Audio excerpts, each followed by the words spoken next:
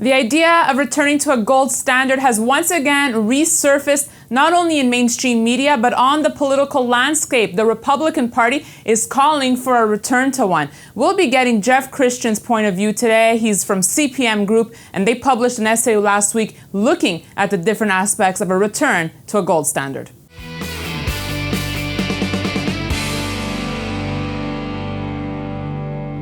Jeff, thank you so much for being with me on Kitco News. Good morning, Daniela. It's very good to be here. All right, Jeff, so before we dive into the topic of a return to a gold standard, I'd like to get your opinion on whether you think gold is money. Yeah, is gold money? Yes and no. I mean, if you think of what the definition of money is a store of value, a means of exchange, and a way of denominating the value of different products. And I think that what you find is that gold is a good store of value, or it's at least as good a store of value as are other currencies, like the dollar or the pound or the euro. So from that perspective, I think gold is money. From the perspective of gold being used as a medium of exchange, it is a very inefficient money. People are trying to use it that way, and they're not having too much success. And then gold as a form or as a unit of measure of the value of stuff, I think is probably, you could say it's money, in that it is roughly as good as a euro or a dollar or a pound in determining the value of something relative to gold. Jeff, what I found interesting in your essay is that you said the Republicans really don't have a real interest in returning to a gold standard. Can you explain? Well, I think the first thing is that a gold standard, gold standards don't work. Let's start from the basics. Historically, gold standards have not provided any greater stability to currency systems than have currency systems that didn't have gold or silver as the basis. So gold standards don't work. What they do tend to do is they put strictures on the supply of money. And we saw this in the Reagan era where the Republican Party found a way around those strictures. So I think that if you look at the Republican Party and the experiences of Republican governments since Richard Nixon, what you'll find is that these people tend to be spend but not borrow and spend Republicans, as opposed to tax and spend Democrats. And they don't want any strictures on their ability to borrow, and they don't want any strictures on their ability to print money. Federal deficits have risen much more sharply under Republican presidents than they have under Democratic presidents historically. And they want to continue to be able to borrow and print money. So a gold standard, insofar as it might impinge upon their ability to do those things, would be unattractive to them.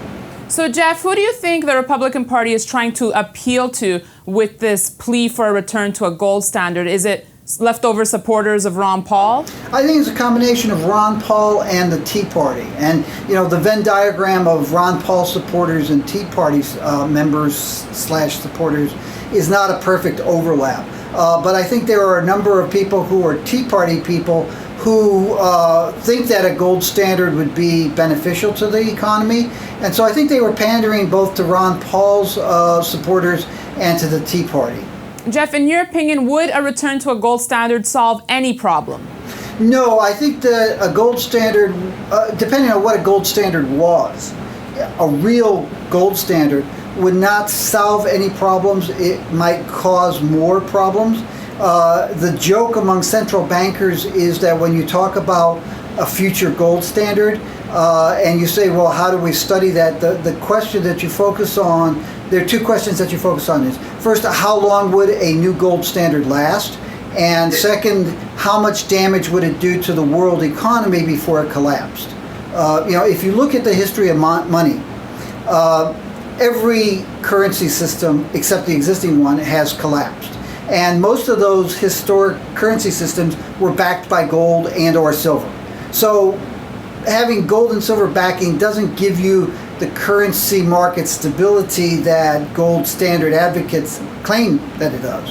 And what happens is that those gold standards fix the value of dollar, fix the amount of money in circulation, until such time as the fixed system is causing too many economic problems, and then it breaks. And that's happened over and over again throughout the last 6,000 years, and it will continue to happen anytime anybody tries to use it. But would a return to a gold standard, Jeff, prevent governments from going out and printing as much money as they like? It really depends on the nature of the gold standard. I referred earlier to the Reagan era proposal. Arthur Laffer, the father of supply side economics, drafted a plank for the 1980 Republican platform for Ronald Reagan that said that we should return to a gold standard. But what his plank called for was a backing of U.S. Treasury notes, 40% backing of Treasury notes that would be put into circulation going forward by gold held by the U.S. Treasury.